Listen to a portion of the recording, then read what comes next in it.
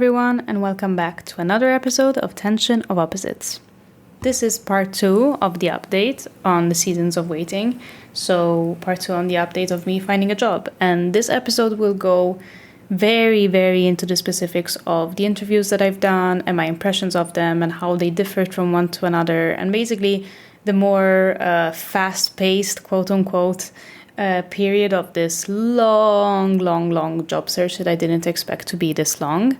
It will be very specific for the humanitarian field, but I hope it sheds a light on how hard it is in general for young professionals in this day and age to be able to find a job where you're required to be hyper professionalized in your field and then realizing that the market is oversaturated anyways, and it is a bit like a marketing scheme. So this is where my head was at. This is where my head still is at right now. I spoke to people that were much older than me, and up until not too long ago, anyone entered this field in very, very, very random ways. And now it seems like it's the most ambitious thing in the world, when in my day-to-day life, I don't really meet too many people that want to do the same thing that I want to do. So it's been an interesting, frustrating, saddening, maddening experience, but it has brought upon a lot of reflection. So I hope that can serve as a moment of reflection for you as well. And I hope it can be relatable to a certain extent, even if you haven't been in the humanitarian field. Especially towards the end of the episode, I share the vulnerability that comes with being in such a lonely stage that everyone has been through. I know that everyone for a fact has been through this, maybe shorter lengths, but still have been through this. And it's not something that people talk about. I do understand that it's sad. There's nothing fun and sexy and glamorous to share about this thing, but I think maybe it's a good thing that misery loves company. Maybe it's good to share also the sad parts. I will always remember this year of my life as the desperation of the job search. So I hope that by sharing my misery, someone will feel comforted by that, because I think that I would have felt comforted by someone else's misery. Maybe I'm a bad person, but who knows? Maybe there's someone else out there that might feel the same way. So if you're listening to this and you're still in that phase, or you went out of it and you feel like you had to deal with this all on your own, this one is for you.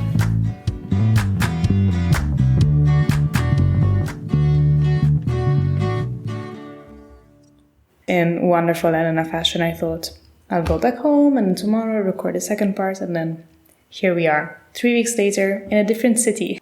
Anyways, back to where we started. March of this year.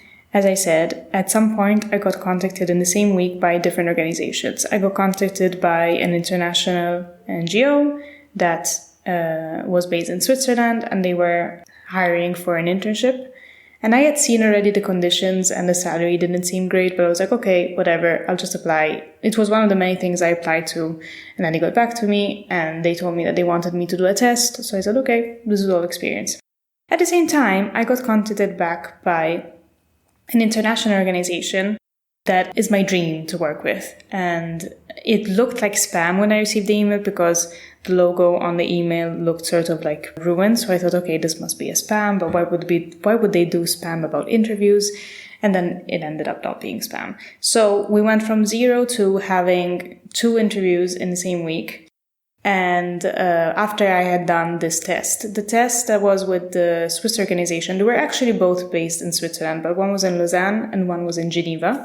The internship that I was doing this test for, they wanted a test that was in English and in French, if I'm not mistaken, and it was an online test. It was actually fairly easy, but it was an hour and a half. So, I mean, it's still a big commitment where you had to do some research. It was all around protection for children, and it was primarily focused on the Middle East. So some research work that had to be done, but, things about what is their code of conduct of the organization, what is the protection status for children in Syria, for example. And so you had to do some online research, but half of it was in English and half of it was Italian. And that was the first step. The second step, and mind you, this is always for an internship, was to do an interview with HR. And then there was an interview with the people that would be hiring me, basically, the people that I would be working with. So I actually got this wrong. I did 2 interviews with this same organization in the same week, and always in the same week I did this other interview with this other organization based in Geneva. So started out with the interview with HR, Mind you, the interview was in French, and I hadn't done anything in French in a really long time. All the emails were in French with this organization, so I can't really remember what the interview was like, but I have sent voice notes to different people after every single interview, so I'm sure that I can write down exactly what the interview was like, what they asked me, but generally why I wanted to work with this organization, what was my background. I prepared just a Word document with the main things. But doing it in French was really weird because I hadn't spoken French in a really long time. And then always this question of how you handle stress. Are you used to working with different people at the same time? Are having different deadlines from different people? And you're like, I don't know. It always makes me a bit suspicious when they ask that question. But that was the first interview, and I think it must have lasted around half an hour. I didn't know how to prepare for an interview because I hadn't done an interview truthfully, like a true proper interview in a long time, and I just didn't know how to get ready for it. So this first round of interviews, I was just so happy to be called back for an interview that I was going a bit on vibes. I wasn't really preparing properly for it. And the second interview was with this organization, which was my dream organization based in Geneva. The actual position I wasn't super interested in, but it was always advertised as a traineeship, as an associate position, but it's always a traineeship. And it was based primarily on work like resource mobilization for Latin America. So that required speaking in Spanish. So in 1 week, I ended up doing interviews in English, French, and Spanish. And the interview, actually, I thought it went really well. It was more about tell us a bit about yourself, what are your competencies, but the competencies and what was advertised in this vacancy were very similar to what I was doing when I was working in the commission. So I felt fairly confident about that. The only thing that I didn't have experience with was this fundraising aspect. So one question that I found quite striking from the HR manager, which I think was probably the second question, she threw me off a little bit. She was like, I can tell, from your profile, you have a very valid profile. You definitely have more experience in traineeship. So I was wondering why you're applying for an internship. Which you're like, what kind of a question is that? Why? Because out of the goodness of my heart. So I tried. My issue is that I don't know how to be very politically correct. So I end up being a bit too honest when I answer these questions, but in the most correct fashion possible. I basically told her that this was a very delicate time where, with the conflict that was going on in the Middle East and the war in Ukraine, all the funds, to my knowledge, have been diverted to these causes, or they have stopped a lot of projects, especially in the Middle East, which is where I wanted to work.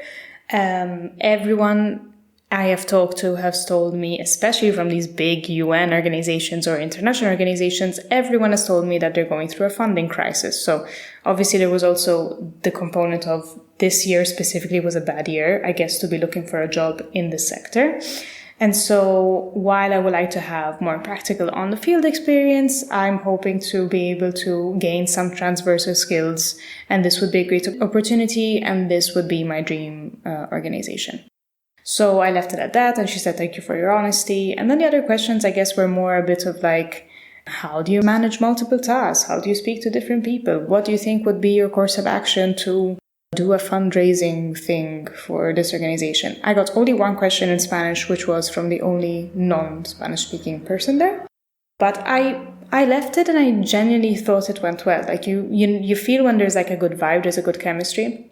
There's no way of knowing what they're looking for. So yes, you're a bit wary, but I was like, I think it went well. Then, always in the same week, I have on the last day this interview, always in French, with I think around 4 people, the panel of the interview for this job in Lausanne. And the internship was definitely way more specific on what I wanted to do, was focused on the Middle East and on migration. The questions always were a bit like, have you worked in these areas before? Have you worked with multiple teams? How do you handle stress? They have really been pushing on the stress aspect, which I thought was a bit red flaggish. And also they were explaining to me that because there has been a funding crisis, they have been laying off a lot of people, and they were warning me that basically I would have to be working with a lot of grumpy people because that's the situation at hand, because a lot of people were being laid off. So I found that quite peculiar. Then I was asking, how they were living there. And given that it's Switzerland, some people were living in France, some people were living in Geneva. No one was necessarily living there.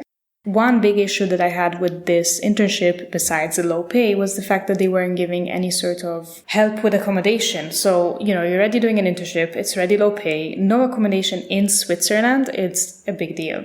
But I didn't really think much of it. My mentality going in was like, nah, I'm never going to be accepting this because this is not a good job. They just don't pay enough to survive. But the highlight of that interview was that at a certain point, they said, you mentioned in your CV that you speak Arabic. I said, yes. And one of the girls was Egyptian. She was like, do you mind if we speak a bit? And we had this 5-minute conversation in front of everyone where I got to understand what she was saying and I was understanding and speaking back. So that was a really good highlight for me. And everyone was like, bravo, Elena, bravo, ça c'est fantastique. And I was like, okay, great. So we closed it off at that. The thing is, I knew that I definitely wanted a job in Geneva. I didn't want the job in Lausanne just because it was the dream organization. But I knew for a fact that this NGO would take less time to get back to me compared to the other organization, which said around 2 weeks. By the time I did this interview, this was probably, the week before Easter. So I was really wary about that it would drag along and I wouldn't really know what to do. Because then I started speaking to my friends and they were telling me, okay, obviously, but if the organization in Lausanne picks you, you should pick it. You should go. And I spoke to other people and everyone was telling me, they're paying you so shit. It just doesn't make sense for you to go there. So I had these conflicting things of like, this does not pay me enough to even barely survive by half of it. And on the other hand, you're like, okay, but if I don't get this or if I refuse this and then I don't get picked by the other organization, I'm back to 0. So I really didn't know what to do. And sure enough, the following Monday, I get a call from the small organization, which was in Lausanne, and I get selected. I was grateful, but I didn't know what to do. And so they told me that I had until the end of the week to figure it out and to understand what I wanted to do, blah, blah, blah. I do have a recording of me because I felt so underwhelmed. I thought that the end of this whole thing would have been so much more solemn, I guess, than getting picked for something that was going to be a very shitty underpaid internship, which was still going to give me a lot of experience, whatever, but it felt very, very weird. So I remember talking to my mom about that and she told me, okay, if anything, by the end of this, you know that you're going to move to Switzerland. And I didn't know much about Switzerland outside of the fact that it's really, really, really, really expensive. And so I kept talking to another girl who was living in Geneva and she was telling me if they don't include medical insurance, like if they don't even cover medical insurance because it's not European Union, so it's not included, it's really not worth you going there because it's going to be so expensive and you have to pay it. In the meantime, I got really nervous about the other opportunity because I was scared that this would just, I would get the reply after Easter because it was the week before Easter. So I sent them an email and because they said 1 to 2 weeks. So after 1 week exactly, I sent them an email thanking them for the interview and asking them if there's any way to know this week I was going to get selected or not. And the following day or 2 days after, I remember doing these, I do a lot of tapping videos and I did one on waiting and the stress that comes around waiting. I was very nauseous this week because I didn't know what the reply would be. And the second that I finished doing this tapping video, I get the email and I didn't get the job. And I felt like a gut punch because I think just based on the trajectory of how things have always gone for me, I always have that moment of fear of like, oh my God, what if I didn't get it? I don't know. But I just do it as a cautionary tale because things always usually work out for me. And then you have, that little bit of fear and then you get the good news and you're like, okay. And everyone's like, I knew it. And I'll be like, no, I didn't. I really thought it went that way. So when I didn't get selected, I was so confused because I thought, okay, was it something I did wrong? That I didn't understand what they were saying. I wasn't what they wanted. And she told me that if I wanted to, I could get feedback and to organize a feedback call, blah, blah, blah. But she was like, contact me in 3 weeks because I'm going on leave now. So I'm like, okay, fuck it. It was on a Thursday. I remember that because of that, I was really sad and my brother was there. My brother was very insistent on, the philosophy of just getting any job that you can right now, which again, I understand, but it's just, I don't know. I was starting looking into roommates and rooms in Lausanne and they were so expensive. And then, I don't know, it really felt like I was being set up for some really shitty 6 months of like not being able to afford not even rent with what they were paying me. The day after, on Friday, because I had to let them know by Friday, I accept the offer. It was a very whirlwind situation. So I accept the offer, they call me, they're like, oh, we're so happy to know. And so then I started asking them, okay, can I have an idea on, given that you don't include accommodation, can I have an idea of what the cost of living is, where I can find for websites for apartments, if you know of people, can I go, because I have my travel insurance, which includes Switzerland, is that enough, or do I need to get insurance? And she told me, no, you need to apply for insurance, which was around 400 euros a month. And I was like, oh, okay. And then she started telling me that, the price of like a bus ticket is €3.50, which I was like, what? And I started looking into the prices of the apartments, and after taxes, maybe it was like 2,400, I think, or maybe less, which it sounds like a lot, but for Switzerland, it really is the lowest, like it's a low wage of living. Like it's not good. And the rooms were going to be at minimum 1,000, excluding expenses. And I just had a full-blown panic attack. I was like, no, I cannot do this. Like, I'm set up for the most fucking shitty internship. But I spoke to the lady a bit further, and basically she explained to me, this is usually a national internship. So the majority of the people that do that internship are Swiss nationals. So for them, obviously it's not that big of a deal in terms of the insurance already being paid. You can possibly even go to work by train and go back, because it would have been only 2 times a week or 3 times a week. So I tried to ask if there were alternative options, if I could maybe do an onboarding, for the first month at home, and then going there, or working remotely and being able to go there for like important meetings. And they kept saying no to basically all the options, or if they could help out with the accommodation, because it was just not enough to sustain. And they knew it. They were perfectly aware that what they were offering was not enough to survive. So then we left it at that, and it just didn't sit right with me. And I knew that it would have led me to another 6 months of even more anxiety, because you're living in a super expensive place with very little money. So I would have had to rely on my parents way more than I was already living at home. So I decided to decline it. But I felt so shitty, because I thought, okay, I am saying no to something with nothing else happening. In the meantime, in February, I had applied for a civil servant's position, so the Italian civil servant's position. And that interview was going to be the week after. So basically, I say no. The day after, we leave to meet with the rest of the family for Easter holidays. And I was as sad as I could be. If Christmas was bad, this was even worse. And to prepare for this interview, which would have been the following week, I had to fill out... basically, I had applied for a civil servant's position in Lebanon. You get to pick what the positions are, where you want to work. And so I thought, at the very least, I would like to do something that would bring me back to the Middle East. I can get contacts. Beirut is like a city that is full of international and non-governmental organizations and UN organizations. And so I thought that would be a great opportunity. And it was basically a position of assistance and identification of vulnerabilities in refugee communities, and reporting and all that. So in order to apply for the position, they sent us the week before this questionnaire that we had to do with, I think, around 30 questions on why do you want to do this? What do you know about the civil service position? Have you ever lived and done experiences abroad? What have you done in terms of volunteering?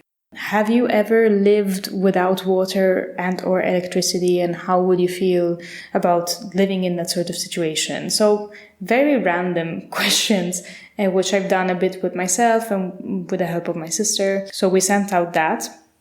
And then I actually had to go in person in Milan to do this stupid interview, which I found really annoying. Paid 100 euros for a flight, a return ticket of the same day. So me and my dad, because my dad was going to Milan as well, we had like a 6 a.m. flight.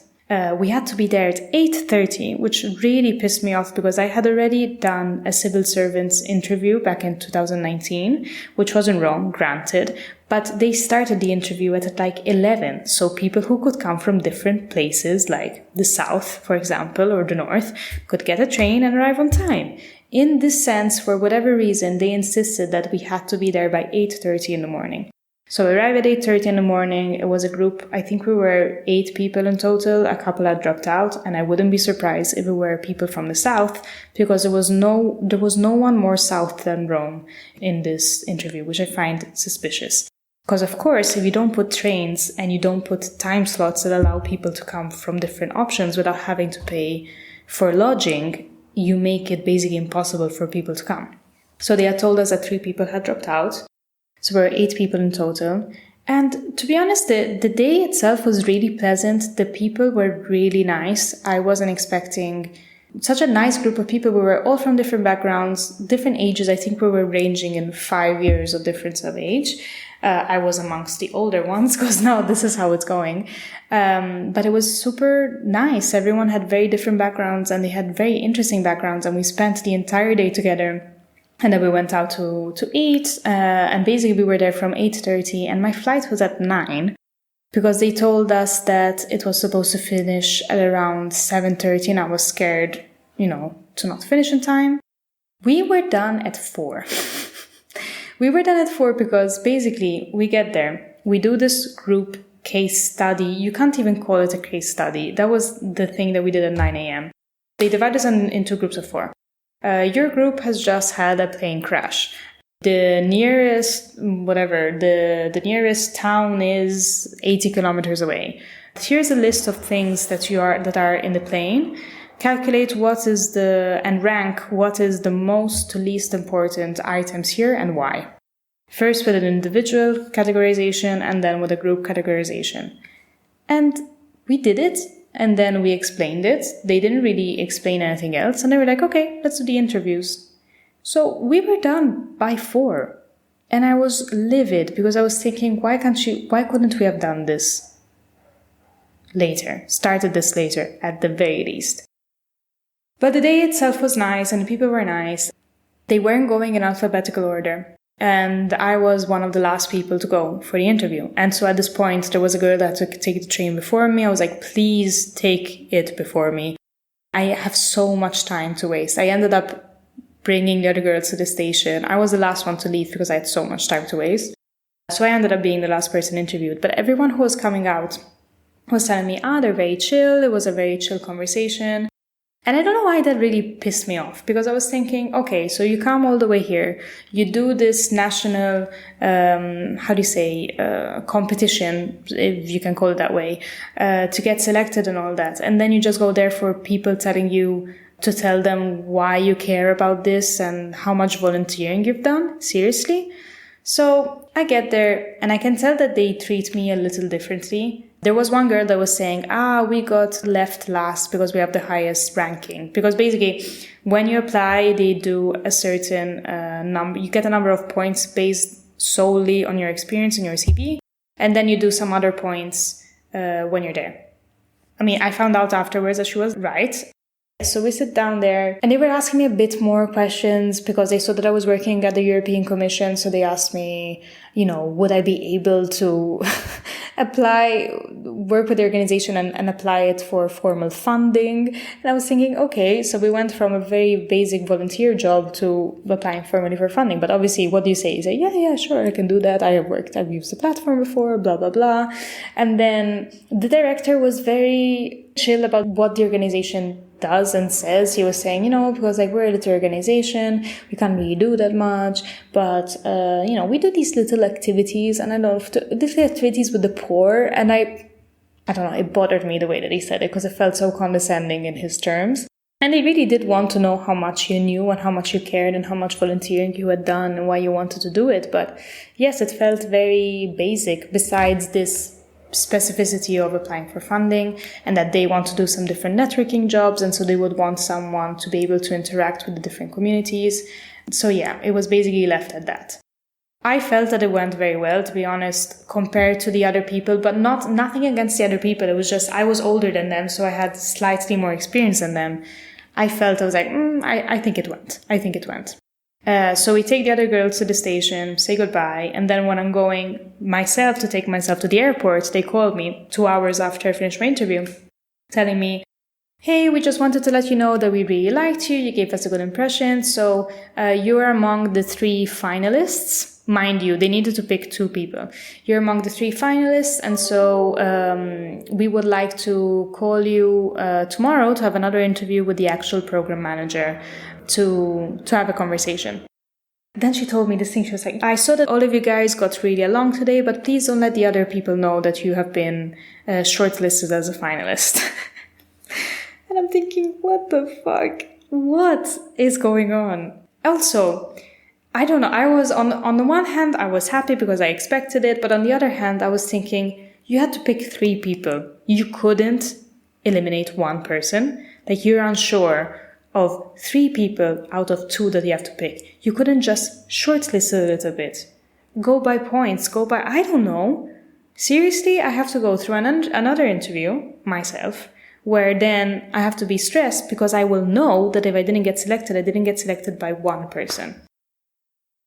The whole affair, I found it a bit unprofessional, to be honest. And it was my first interaction with, I guess, an Italian organization, because I've never worked in Italy, actually. And it wasn't giving me a good impression because it felt like it was very minimizing of everything. I don't feel that everything has to be like a grand gesture and grander about everything that you do, like we're working at the end of the day, but it felt that it was minimizing of the entire experience. So they had to always reiterate that it was to be intended as volunteering. And to think that you're doing 1 year of your life in a foreign country and it's not even considered as a job, it's considered as volunteering. After having worked and having done a master's, I don't know, it just really irritated me. But anyways, we do the interview the day after. And the interview, I feel that it goes very well. It was with the project manager. They were asking me more. They were actually describing the project because the people there didn't even introduce and present the project. They didn't know the project. 100% they didn't know about the project well. And these were the actual program managers, which I don't know why they weren't present at the interviews, but whatever. So they explained the project and they were saying, it would be 2 civil servants. There's a whole local team who's already working there, so we will be working for them. But since I have already experience in program management, they were envisioning someone who could be more on the reporting side and also act as a networker for the future projects that they're trying to start up. So I felt that was a very good sign, the fact that they could already envision me in doing something. But yeah, so we closed it at that. So that was on a Friday. I did the interview on Thursday and I did that on a Friday. Following Monday comes around, I don't hear from them. I start crying like a crazy person because I was thinking, I didn't get it, I know I didn't get it. And then, sure enough, on a Tuesday morning, I get a call that I got selected.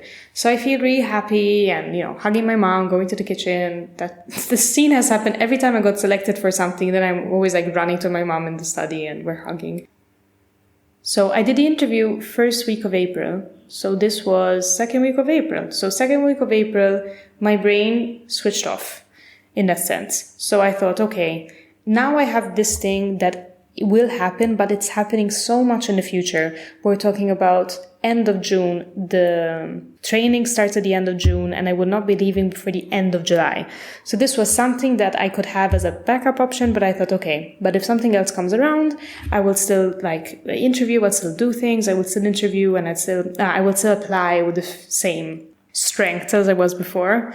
Newsflash, I absolutely did not, because I think I was just tired. I was applying since October. I was applying every day. All my life and all my time was just consumed by that. So people kept sending me over some stuff. I was a bit wary about the situation in Beirut, not specific in Beirut, but because everything that is happening in the Middle East, I didn't know how this would extend towards Beirut. But I had a friend who was working there with another Italian organization. They also had civil servants. And she said, no, everything is fine here. We're not having any issues. We also have a civil servant here. Everything is working. You can't go to the south of Lebanon, but Lebanon itself is fine. Then I started asking about the arrangements, the living arrangements. And basically, we would be living in a convent, because this was a church organization. And we would have been living, me and this other girl who got selected, in a Franciscan convent in a very central area of Beirut, but still a Franciscan convent. And I think sharing a room, if I'm not mistaken. The idea of that was just so funny. The idea of thinking, okay, I haven't been able to find a job, but now, fuck it, I'm going to be going to Beirut for a year, working with people, living in a convent, sharing a room with a girl. It just 0 to 100. So then obviously I share the news with everyone, and everyone is a bit, excited for me and happy. They're not surprised. My sister has lived in far more confusing places than where I would be going.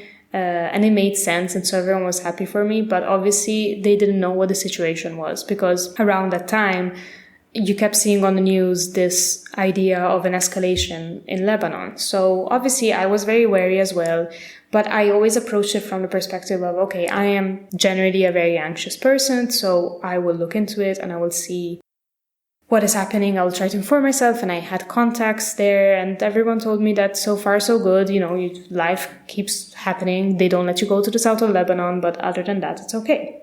So this was April. April ends.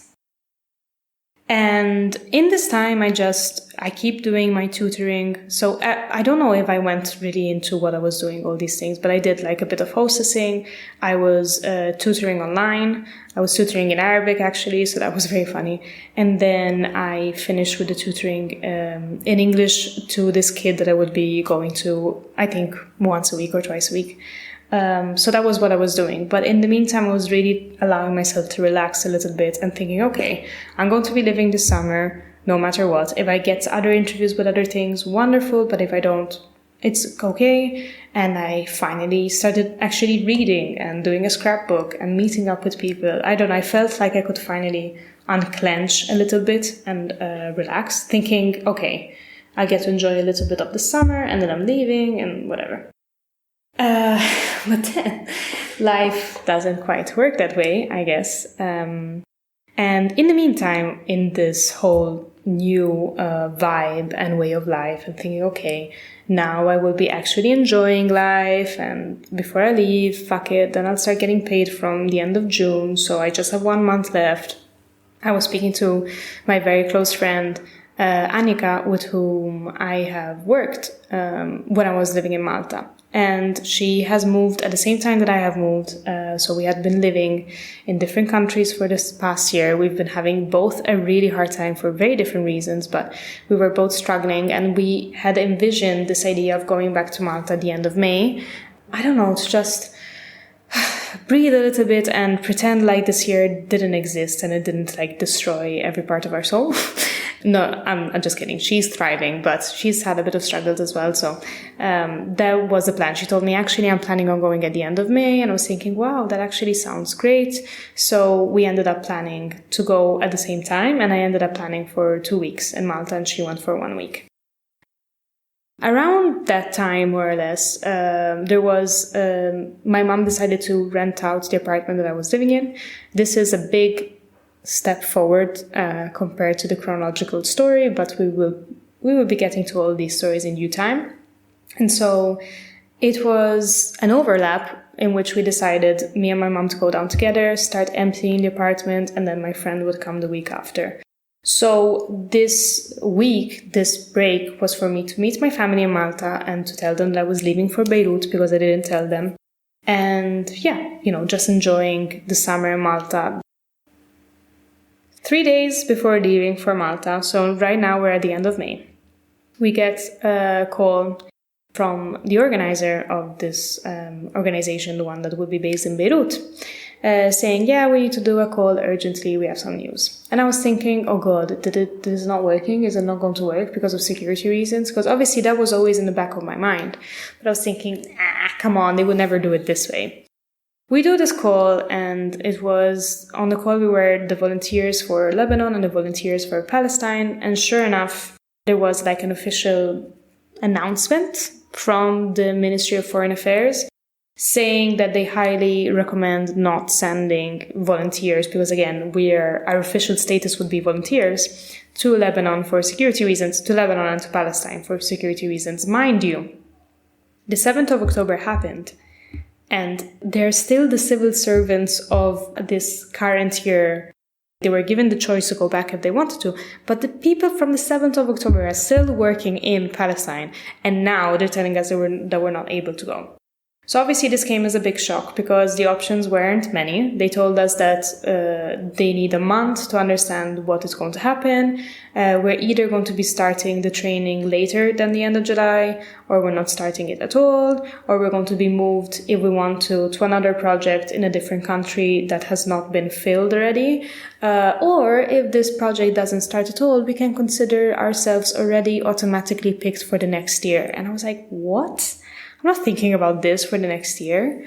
So they gave us this information as soon as they could, but they didn't really give us any sort of contingency plan. So I just fell apart. Because in this time, I was like, okay, finally I can stop crying, because I was crying every single day, multiple times a day. And when this happened, I just fell apart fully. I was thinking, okay, I don't know what's happening here. Like, I can't continue living like this anymore. And this was right before Malta, so obviously one thread that I've noticed, especially in this Malta portion, was this whole expectations. I was thinking Malta is supposed to be this trip where I go, I can completely take off my head, my brain, switch it off, and pretend like the last 8 months never existed. And this thing was obviously going to be putting me in a very stark contrast with what I was hoping to achieve.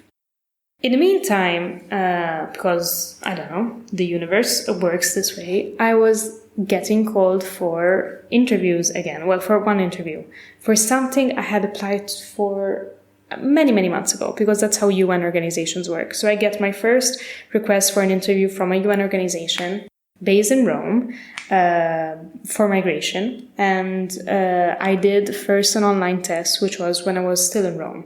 And the online test, I was on a call with other 8 people, so I knew who my opponents were, quote unquote. And it was more of a communications post, which I have already worked in communications, but I had an hour and a half, and the first portion was in English, and I had to write a Facebook post and a social media post. With all the, they gave us the material, we had to pick a picture, we had to do the logo. So it was a lot of work to do that.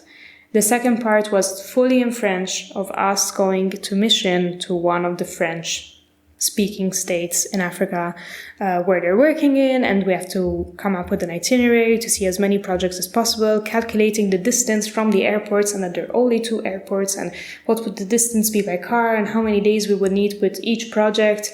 Really messy. And then the last part was in Italian, asking how would we formally write in an email the procedures for a reimbursement of our travels. This was the first recruitment for a job. This was the first non-internship, volunteering, hybrid, weird stuff. And what I've been doing in this time to keep my mental sanity outside of just applying was volunteering with 2 organizations. One organization was an anti-mafia organization, and one organization was an organization to assist the homeless. So this, I had been doing it since January. My coordinator was super, super nice to me. She's an angel. I love her. And I have cried in front of her more than I would have ever hoped to cry in front of someone that I had known only for 6 months at this point. But that's how life works. And she, obviously working in this space, she knew people. So from January, she told me, send me your CV and I'll send them to people. I have a friend, he knows an organization in Rome and you might be able, whatever. This was in January, and we now are at the end of May. But she calls me out of the blue and she tells me, hey, my friend, you know the one he was supposed to send you this contact in Rome? Well, that organization, I guess, they're not really recruiting people, but he told me that he knows someone and they're recruiting people basically to work at disembarkation points in the south of Italy.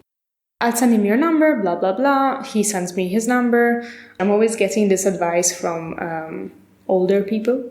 And these people, I feel like they're so removed from how hard it actually is looking for a job. Right now, they're always very chill and very peaceful in their voice. And they're like, yeah, it's going to be great. It's fine. I'm going to ask her what you need to do. Because obviously I didn't understand if I was just having a chat or if I was actually doing an interview. Because mind you, in this time, I've had plenty of chats with people. I've been given context from everyone to everyone, and you just go there and you meet them and they give you their perspective and they give you your CV, and then it just never amounts to anything. And every time you don't know if it's an actual interview or not, someone might have a position, someone might not. And that is also incredibly disheartening because you're thinking, okay, I get, you're grateful for a perspective, but you're like, why am I putting the effort to come and meet you if then you don't tell me anything that I don't know already? You're just telling me, oh yeah, it's hard. This is how it works right now. It's really hard to recruit people. I've had this talk with the director of whatever, and he basically told me, oh yeah, because, right now we don't formally post vacancies. We already have a network of contacts, so we go through contacts that we really trust. So it's very rare that you're going to see a vacancy formally posted. And you're thinking, I'm not applying to work in the UN. I'm applying to work in social spaces like I've done when I was working in Malta. I don't think it should be this hard. I don't think it should be given to anyone, but I don't think it should be this hard. I definitely was not expecting it to be this hard. So I was expecting something of the sort, that he was going to be putting me into contact with yet another person and just be like, meh. But this guy told me, listen, this person just told me to apply formally on the vacancies that you see fit on their website. On their website, there was cultural mediator, French, Arabic, and protection officer. So they were both kind of coherent with what I want to do, but I didn't have the competences for either of them, not to a high level. But, he told me apply for what you can, so I applied for what I could. So this happens right before Malta. I leave for Malta, we arrive, meet family, great, start emptying out my apartment, I cry, because it feels so weird. I'm at home, but I'm leaving something that was such a big part of my living there, giving away, in a sense, the apartment that I was living in. And then, at the same time, I had interviews stacked up. So these 2 weeks that were supposed to be 2 chill weeks ended up being 2 really stressful weeks because I had interviews. So we arrived on Sunday. I had an interview on Monday with IOM. And it was a proper interview. So it was in English, in French, and Italian. And I thought that the French part was just to see what my level of French was, and I felt fairly confident because I had done all that interview routine for that position in Lausanne. This girl asked me so many questions. It was a full hour of an interview, and the questions were so specific on what was my communication expertise, or this all in French, what the challenges of migration are, in my opinion, and what would be my communication strategy to contrast that. And then they were asking me what platforms I knew how to use in terms of Canva and software for video editing. And I do things on my own, even for the podcast, but I tried to make them understand that at least where I worked, everyone had a specific department so mine was more the copywriting and editing portion of it. And I felt like it went okay. And then they were asking me, about my test. And then I realized that they wanted even more stuff done in an hour and a half, which is impossible. But we left it at that. I felt like it was a good interview, but I had that feeling of should I have lied? When they asked me, have I ever done pamphlets and leaflets, and have I ever done video editing of stuff? Should I just said yes? Because I really started to get to a point where I was I need to lie because I can't be honest about stuff because they keep wanting more and more, and they want me to have done everything. So not only they want someone with experience in communication, they want someone with experience in migration, which I have. They want someone with experience in communication in migration. So I can't do this anymore. I just can't do this anymore. But anyways, so this was on Monday. On Thursday, this organization, the last one, the one of the disembarkation points in the south of Italy, I had applied for them not even a week prior. They text me on Thursday, and they send me an email on Thursday, and they say, hey, would you be available for an interview tomorrow? I had never, ever been contacted so quickly by an organization before in my life, let alone for an interview that would be the next day. But I was thinking, already this week has been stressful because in the meantime, sandwiched between these 2 interviews, I had this famous feedback call with this organization from Geneva. And they pissed me off. They pissed me off because, oh my God, I completely forgot to tell you. I completely forgot to say that the week before leaving for Malta, I basically sent a 3rd email asking for this feedback from this organization. And this organization called me and they were telling me, oh my God, sorry, thank you so much for reaching out to me. This has been a very hectic week, whatever. I had sent her basically 3 times the same email asking her for a feedback call. Thank you so much for reaching out to me, blah, blah, blah, blah. And I'm sorry it didn't go well the other time, but we really loved your interview. We just ended up going with another girl that had more field experience. Field experience, okay. For a traineeship at an HQ. They wanted field experience. But anyways. But she said, but actually we're going to have other traineeships that are opening up next week. Would you be interested in doing an internship? So that week that I did the test for IOM, I also did another interview with this organization. This was always within the week before leaving for Malta.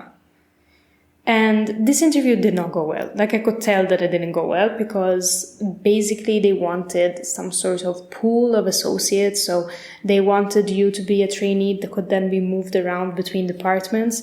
So I was basically getting interviewed by 3 different program leaders under the same division, but one was on fundraising, one was on program management, and they were asking me very technical questions. They were asking me what was like my research data collection process. I don't even remember what they were asking me, and what was my implementation of the project cycle.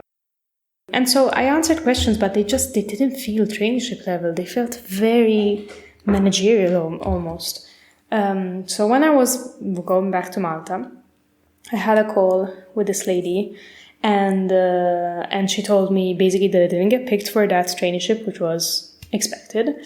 But then she was giving me feedback on the first interview, which was vastly different. She said, we felt like there was a good chemistry, we really liked you. As we told you, you were basically the runner-up for this position. But then we ended up picking up the other girl because we felt that she was more coherent with her experiences. And I asked her, what do you mean by that? And she said, yeah, so basically the experiences that she chose to do were more coherent and aligned with the values of our organization. I was kind of like, do you think that we pick the experiences that we choose to, like, we pick what to do? Like, I've done internships. I've done only internships until now. Do you really think that we pick what experiences we get to do and not just go with what is given to us? And then when I was asking her on feedback on the most recent interview, she told me that they said that I didn't provide enough concrete examples. And then I told her that what they were asking me was very specific, was very like higher level. And then she told me that I was probably too serious with my examples, because it could have also been university related examples. And I told her, they literally asked me what is my research data collection type and what is the project cycle of implementation that I implement for these projects. And then she just looked at me and she's like, oh, okay, well, in that case, I apologize because, as you know, I couldn't stay for the whole duration of the interview because I was very busy, and that's why HR is supposed to be there to make sure that these things don't happen. So yeah, it ended up like that. And then I asked her, okay, so where do we go from here? What can I get out from this? And she said, well, there might be some other positions coming up, but you would be perfect for the delegate program, but we didn't post it this year because we're going through a financial crisis. So I was like, okay, great. So we basically left it at that. Thursday, I get contacted by this organization to do an interview on Friday. And on Friday, I was like, okay, let's do it. Let's get this week over with, because already this first week basically went to... I mean, it wasn't in between. It wasn't like I was only doing interviews, but it was this really weird feeling of every day felt like a microcosm, where in the morning I would be stressed out and I do an interview and then I go out with my friends and then I see my family and then I'm dancing in the evening and then I'm just crying randomly. It felt like everything was happening all at the same time. And so I decided to just do this interview. There was no more time we could have prepared me for it. So I just decided to go for it. I do the interview. As I told you, I got selected for the cultural mediator position, French and Arabic. Obviously, my experience and knowledge of Arabic is fairly limited. So I was thinking, okay, we just go with what we can. I prepared like a little paragraph and, my French is fairly okay. And then they call me and they're like, hey, Elena, nice to meet you. There was a very nice smiley lady. Sorry, I sent you the wrong invitation. You're not getting interviewed for the culture mediator position, French Arabic. You're getting interviewed for the protection officer position. And I just look at her like, what? I was shocked. That had never happened to me, that I get interviewed for the wrong thing. She was like, yes, because you applied for both positions, so that was the first one that came up on the system, but we're interviewing for the other one. And I was shocked. So we do the interview. It was me, the HR manager, and another girl, which I could tell she was around my age. But I have to say, I really appreciated this interview because it was the first time that I wasn't getting asked anything specific on what I could do or could not do, how many things I have managed or when. They were very practical experiences. They didn't ask me anything about my communication experience. They only wanted to know my practical experience, what I was doing in Malta, what I was doing in terms of the projects that were carried out, the integration projects and with migrants. And then, so the first half was experiences about migration specifically and about protection, and the second half were situational concepts. So what do you imagine your day-to-day being like? How do you feel about managing a couple, cultural mediators? And how do you imagine interacting with the other people that are going to be on the field but based in different cities? How do you think your line of reporting is going to carry out? You have these people disembarking, and there's 20 women from the same nationality, and there's one woman that is clearly in distress. How do you approach her? This person in distress tells you that she's stressed out because of another woman of the same nationality who is a little older than the rest of the group. How do you separate her from the group? So it was all like situational context questions, which I felt went quite well. I did mention, I was like, well, obviously, given that, I didn't prepare for this. She was like, oh yeah, no worries. Why? Would you prefer the culture mediator one? I was like, no, I would prefer protection. I was like, yeah, then no worries. But I remember calling my mom after the interview was done, crying, because I was like, what is happening? I feel like the world is just like tripping me over. When has it ever happened that you get called for the wrong interview? So I was really disheartened by that. But that was on Friday. So then I just got to enjoy the rest of the weekend at least. And then on a Monday, I get called by them again, and they tell me that if I can have another call with the project manager. And I couldn't understand what that meant because it felt very cryptical, like I didn't know if it was a second interview or what. But I decided obviously to say yes. So basically these people, from the second that they reached out to me, they have not let me go one day. So on Thursday, they contacted me for the first interview, do the first interview on Friday. On Monday, they contacted me for the second interview. I do the second interview on Tuesday. I prepare for it as if it were a proper interview because I was thinking, okay, this is my only chance to make this work. The interview was shorter. I was still around 30, 40 minutes, but they were also asking me always situational context. It was a program manager, so she wanted to ask me some questions as well.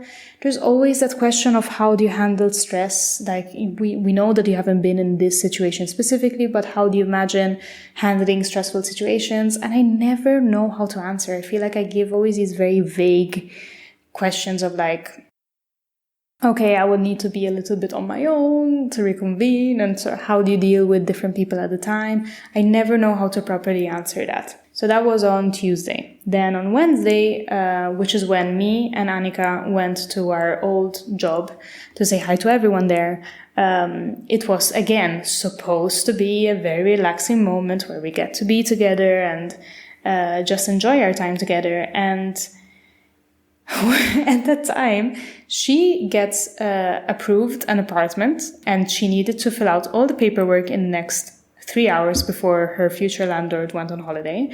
And I get approved for the reference check, and they wanted me to put 5 references. And I had, they said like the link has 3 hours. I was like, what? To put the context. So she's frantically filling up the documents for the contract. I'm frantically reaching out to random people because I don't have 5 contacts. I've worked 2.5 years. I don't have barely. I worked basically 2 years. I don't have 5 contacts to just whip up like that. So I start contacting people in Brussels, and I was at my old job. So 2 of my contacts, I got them through there. And I reached out to other people, the lady from volunteering and 2 colleagues from Brussels, and we just sorted out that way. But at that point, I was so tired. I felt like crying. I felt like going home. I was so nauseous because I was thinking, all I want to do. I've been dreaming to have interviews all these 8 months. And now I want to be here just for 2 weeks and just enjoy these weird, bittersweet moments and see my friends and family. And I get dragged down having to do these interviews. And it was really stressing me out because I was thinking, I can't keep doing this. I don't want to keep doing this. So I was feeling really overwhelmed by all of it because I was thinking, I was supposed to have fun. I was supposed to enjoy it. At this time, I wrote things. I don't think I want to be reading out exactly everything, but I feel that there's some parts that make a bit more sense to what has happened. I just need to make sure that I can find it. Where is it? Okay. Pieces. It's been 8 months since I started to look for a job, almost a year since I'm officially unemployed. This is my life. 27 dragged me by the hair, but if we are being completely honest, isn't that quite standard for late 20s? I am just over debating and concluding a verdict on how I'm failing or falling behind. I've been humbled and broken down, maybe for my good. I am finding very hard to care at this point, because all of this is so much bigger than me. Things have always worked out for me until now, and this is the first time that it is obvious that just wanting something and working hard for it does not work. Luck has not been on my side, but what purpose has looking for evidence that I have failed served me? I have been so hard on myself, so ambitious and hopeful that my unique suffering would one day be acknowledged. So mad at myself for being a loser, for feeling so little in comparison to everyone around me. I am not worthy because right at this moment I have nothing to prove for myself. But I am feeling the detachment from all of it. Maybe this is another version of getting it all out of your system. I was hoping to make it to 1 full month of no crying. Yes, because then it was from the stuff in April. After I got selected from the civil servants, I was still crying a little bit as a resentment for myself. I think I was really pissed at myself for how I have handled these past 6 months. So I was still crying a little bit after getting selected. And then there was one day where I stopped crying, and in Malta I would have gotten to 1 full month of not crying. And then that didn't happen when the news from Beirut came around. So then I said, I was really hoping to make it to 1 full month of no crying after 6 months of crying every week and most times every day. Last Sunday, after hearing that the one thing I secured would probably be suspended, I broke down bad. And all I thought was a day count going back to 0. Then yesterday, I found a birthday card from Nanna, and it reminds me of the fact that she used to call me Pupella, and I cried about Malta and home. Nanna is my grandmother. But I always cry. I cry when I'm happy, sad, tired, or just feel overwhelmed about the state of the world, or even gratitude. I am a crier through and through. What does holding out for something perceived as weak say about me? I want to cancel out all the expectations of myself and my trajectory. Every time I'm visualizing myself in this new possible position, it vanishes away. I see the power of manifesting, but not at such a fragile state. Right now, all I want is to exist, and I notice a subtle peace emerging. I really hope I can stay in this state of detachment for a while and continue being as happy and excited for my friends as I am finally starting to be now. I wish I felt excitement, an urge to move and to be moved, to create and connect, to live in a way I definitely haven't in the past months. But it's okay. There's no hard feelings for what has been done thus far. It will come together in due time. The part of being happy for your friends has been the hardest thing for me because I just couldn't interact too much with my friends. It was making me so sad to see that everyone was just going ahead with their lives and everything was going great, and I just had nothing to prove. And I was not telling anyone about this thing in Beirut because obviously they were asking me, but what am I supposed to say? The one thing that I managed to get. And then I didn't go. It just felt so shameful. And then I wrote on another day, I am 1 step away from outright lying to even get my foot in the door, and still I do not get in. The only things I got accepted thus far are severely underpaid internship and a position which is, in its most basic form, volunteering. And even that is getting cancelled. Ha! The irony, the plot twists. After 6 months of sending applications into the void, and the last 3 months have provided just enough twists and turns to compensate for this all. Right before this call, I received an invitation to an interview as a culture mediator. How do we think that will go? You see, I seem to need to possess skills that would be outstanding for non-humanitarian work. Yet here, it's the bare minimum. How exactly do you white lie your way through knowing how to speak Arabic fluently? I guess we're going to have to find out tomorrow. I will find a way, I always seem to find a way, and if anything, I sincerely hope the struggle that has stripped so much of my self-worth will bring me a level of growth I'm not able to see yet. I am reminded of that chapter from Eckhart Tolle's book, All Structures Are Unstable. I just want to be given a chance. I want to at least see one positive in this. December, Elena, who was mentally at her absolute worst, did not believe it would be possible to be called for an interview. She was incredibly defeated. Well, if we add tomorrow's interview to the mix, we reach a total of 7 interviews. If we break it down further into multiple-step interviews, I did a total of 9 interviews, in English, French, Spanish, Italian, Maltese, and Arabic. I would venture to guess most people don't go through something like that.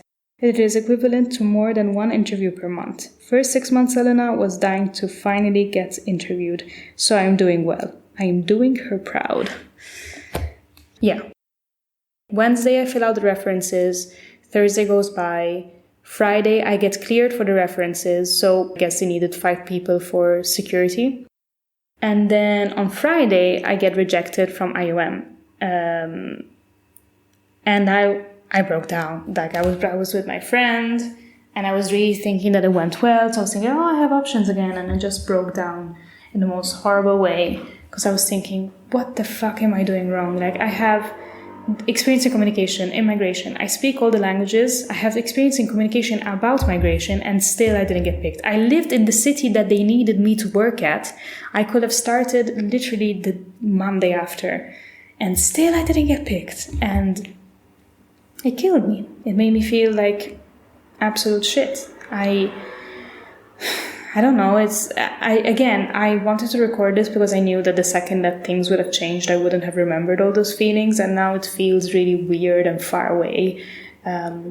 It almost pisses me off how it just melts, but it was so gut-wrenching and horrible to feel that again. And then on Saturday we go dancing, because as I said, it was days of like crying in the morning and dancing in the evening. And I meet up with some friends of Annika, and it hadn't occurred to me that I wasn't talking to the middle people. So I was always talking to people who were older, who might give me like an opportunity to work, but they were much older than me. And I failed to see that they were people who were maybe just 10 years older than me, that could give me wisdom that was much more understandable, and they understood also the struggle that I was going through in a different way. And there was this girl, she must be 35-ish, 36, and she told me, it's fine if things don't work out the way that you do. Like, you can look for something else, you can do a completely different job. Everything is going to give you the experience that you need to do what you want to do in the future. And then she told me one thing that has really stuck with me. She said, the straightforward path is the least humbling one. And that really, I don't know, it made sense. She was like, if you want to stay here, stay here. If you want to find a job for the summer, you know, there are different things. I'm an engineer. I ended up teaching for a big amount of time. I ended up working in gaming. I did so many things before I actually did the job that I wanted to do. And now I'm doing my job that I always wanted to do. But there's no way of you figuring that out in such a straightforward way. And so I thought, okay, I get it. We'll do like that. So we danced the night away and I slept on it, and I really went back the day after thinking, if this does not work out, if I do not get this job, I am closing this chapter on humanitarian work and I'm just going to be doing another job and we'll figure it out. Because I knew how hard it was going to be now finding a job during the summer. And I really, truly, it's going to sound so bullshitty considering what happens next, but I really, truly felt that, and I said that, and I was crying while I was saying that. I went back home on Sunday. There was my brother there was my sister was leaving the day after to go back to her work, and my other sister was there. It was just a very weird overlapping of all these people and stuff, and I just remember saying, if it doesn't work out, it's okay. It's fine. It's absolutely fine. We're going to put a pin in this. We're going to look for another job, and then we'll just continue. And I remember taking my brother to the airport the day after. My brother, who strongly wanted me to take the job in Switzerland, who wasn't not understanding why I was just not going with things. And he told me, because I never told him why I didn't select that position. And I told him, well, they were jumping up the prices. They were saying that I had to pay also for 100 a month for insurance and stuff. He said, yes, but you're not in a position right now to be able to say no to things. As long as you get things moving, things lead to other things. At least right now you would have done, well, not exactly 6 months. I would have technically still been there. But, you're still doing something right now. That's why it was pissing me off, because you're not in a position to be able to say no to stuff. I told him about this other job that was happening, and that I felt that I definitely didn't have the experience for it, and I didn't understand why it was either unpaid internships or jobs that are definitely above the level that you think that you have. And he's like, yes, but that is not a situation. If you get selected, you go for it. And I was like, yeah, of course I'm going to go for it. But I haven't been picked for internships. So right now I'm finding it highly unlikely that I get picked for this thing. He's like, yeah, okay, but fuck it. You find a way. Life is unfair. This is shit. This is how life works. Now you know. He's like, yes. I said, now I know. And he said, you're not going to be finding a solution that is satisfactory in the beginning. And I needed to be humbled. I started out my professional career in the most politically correct, financially advantageous position possible. Like, I started out working in the commission. A traineeship didn't pay much, but it paid you enough to survive. So I never had issues with that. And then I managed to stay on a little longer. And I was always kicking myself for the past year, because I thought I could have stayed there. I chose to leave because I wanted to do a master's that would further professionalize me on what I wanted to do. And then it put me out of a job for a year. And so I was hating myself for that, thinking I should have stayed with the safer option, which frankly, after a while, I knew that wasn't my thing. But I thought, okay, if anything, I needed to be humbled. And as my friend said, I needed to have this deconstruction period where everything I thought of how life was going to go and how work was going to go, and the failing and the non-failing and the rejections, everything had to basically strip it down to the basic necessity. And I really got to a point where I understood that. I was tired of crying about it, but I understood that. And I was okay with looking for random jobs in the meantime, and just maybe we're looking for a job in communications in the meantime, and then seeing. Because I knew that if I was going to put a pause on this, I was going to truly put a pause on this. I'm not the kind of person that manages to work and apply. I don't manage to do these things. Like, either I'm doing one or the other. So I knew that I was going to put a proper pause on it for a while. That was on Sunday. Then Monday passes by and I get nauseous all day, like last time, because I wasn't hearing anything back. And then on Tuesday I get the offer. It was at, I think, 9 a.m. and I ran down again to the study, and I tell my mom, and I jump and I'm hugging. I'm like, oh my God. And yeah, and that's how it went. Right now I'm in a very different phase of life. I'm very confused for different reasons and stressed for different reasons. I have moved to the south of Italy. So I got accepted at the beginning of June, and they allowed me to do 2 weeks online. And exactly 1 week ago, I moved here. And yeah, so this is going to be a whole new chapter to talk about and to explore. Feeling very much the imposter syndrome, but you know what? Fuck it. They knew I did not lie. Everything I said is activities that I actually did. So if they hired me, there's a reason. And if I'm not qualified, they will fire me. I do not give a shit. But definitely it is, I don't know, it's a big jump into something that makes me very uncomfortable. And it's so weird thinking, but I wasn't even selected for internships. And now here I am doing this thing. I mean, they clearly needed to recruit people quick. That's my assumption on this. But, you know, whatever works. I don't give a shit. But yeah, I don't know. I just find it so ironic. You get to a point where you're truly okay with it. And I hate thinking, you know, the universe wants you fully accepted, because I had accepted it and I had surrendered to this for the past 8 months. I don't think it was necessary for me to feel so shitty for so long. And I know that people feel shittier for longer. I had understood the lessons of it. I think sometimes, I don't know, sometimes life is just shit and it doesn't work. And I don't think that everything happens for a reason. And I don't wish, and I'm not grateful for this experience. I don't think it should have lasted as long as it did. I would have been absolutely happy if this thing lasted 4 months instead of 9. But I do end up ironically working in something which is exactly what I wanted to work in. Maybe not this kind of job, but exactly in the field that I wanted to work in. So I don't know how shit works. I don't know. I'm feeling very wary about saying, you just need to pray on it and you just need to hope for it and manifest it and these things that really work. Because I don't think that is the truth. I think you can be very unlucky in life, and I am not an unlucky person. I've had the support and the privilege to be able to do this and to actually dedicate a year to proper looking for a job. And still, this is not a secure job. Like, this is just until the end of the year. I don't know how it's going to evolve from this, but we get what we can get at this point. But I don't know. It has humbled me, definitely. And there's so many things that need to be analyzed. There's so many things that need to be understood. Like, why is it so complicated? Why is this in general so complicated, but this field even more complicated? And then, the unlucky part of being in a moment where you have a conflict and a war, an invasion and a war that is going on, and the financial crisis here, there, everywhere, and the European elections. So then everything was halted, even in terms of, actions that people were doing to gather votes for the European elections. It was just a bad time to be looking for a job. Like, everyone is saying it has never been this bad. And I think I'm just very wary of thinking, once I reached the resolution and everything worked out for me, and I definitely would have been that person a few years ago. And now I just think, I don't know, sometimes life is shit and sometimes life isn't. And sometimes you're lucky and sometimes you're not. It doesn't really matter on how much work you put into it. You can definitely be disciplined. You can definitely be determined.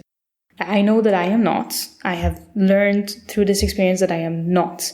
And I'm not able to do. I'm just not born to be an entrepreneur, freelancer. I don't know how to do side hustles. I tried this year and it did not work out for me. But yeah, I don't know. Sometimes it's just a matter of tremendous luck. And it's really hard not to be hard on yourself and think, okay, you're doing it all wrong and there's a reason why all of this is not working out. And when are you going to give up? And you hear all these people telling you all the time, don't give up, don't give up, don't give up. And it just used to really irritate me because, like, who are you to tell me not to give up? How much more can I feel like shit?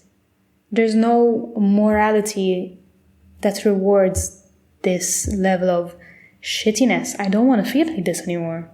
So who are you to tell me not to give up? And so, I don't know. I don't know what someone will want to hear. I just know that I will be a lot more attentive when I come across someone who's looking for a job. Namely, just not talk about the job stuff. I mean, if they want to talk about it, great. But if they don't want to talk about it, let's talk about anything else. Actually, this would be a good exercise into really trying not to talk about jobs in general, because I don't think people want to talk about their jobs that much. But how can you be there for someone at that point in time? Do you leave them their space? Do you care? Do you check in? One thing that I realized is that I never really gave a shit. And it's not my fault, because now that I was going through this shit, you feel like the most lonely person in the world, even when people are going through the same exact thing that you're going through, because no one can possibly feel for you as much as you feel for yourself. No one can feel how horrible and lonely and sad and desperate it is. And they can try to be there for you, but no one will fully comprehend how bad it is outside of yourself. And that's just how it is. And I really thought for a moment, I was thinking, why can't people, be there for me? How did they not see it? But the thing is, I've had my friends going through the same thing that I'm going through, and I didn't think it was that bad. And even when they told me I'm looking for a job, I didn't think it would be that bad. And only now that I've been through it, they were telling me I didn't go out of the house, I cried for 6 months straight, I was depressed, my mom was the only person who was like talking to me and understanding and hearing me. And I just got so tired of crying in front of people. I didn't want to have conversations because every time I would talk, I would start crying. I don't know, I don't think it's talked about enough how vulnerable of a moment it is to look for a job, because it's the first time you're really fending for yourself and a value is placed on you and you feel fully devalued. And I already came off of a couple of years of feeling quite devalued for reasons that I feel I don't know, my personal journey of angst. I don't think I managed to just enjoy things in a very natural way. So I think the COVID years gave me a lot of medical anxiety, and then the master years triggered a lot of insecurities in terms of being social and being accepted and wanting to have friends, but I didn't really like the way that these friendships were forming, and I wanted to fit in, but I also didn't want to be part of the group, and so I felt very much on my own and that no one really wanted to be my friend.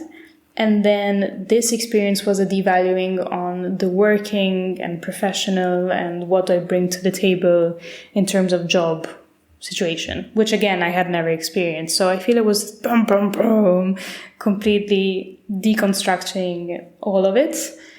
And now I feel like this phase is just do it scared. Now I'm just being thrown into something that is just above anything that I've done before, and you can't just smart ass your way through it. You need to know what you're talking about. And so I feel like I'm in the right mindset for it. I feel like all my expectations have been completely stripped out.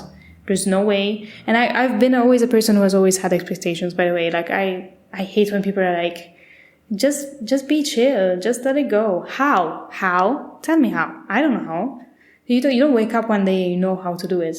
I think you need to be beaten down enough for you to not have the energy to care. I mean, I feel like that's how it's working out for me. So now I really do not care, but it didn't come from a moment of empowerment. It came out from a moment of, I cannot fucking do this anymore. I'm so over it.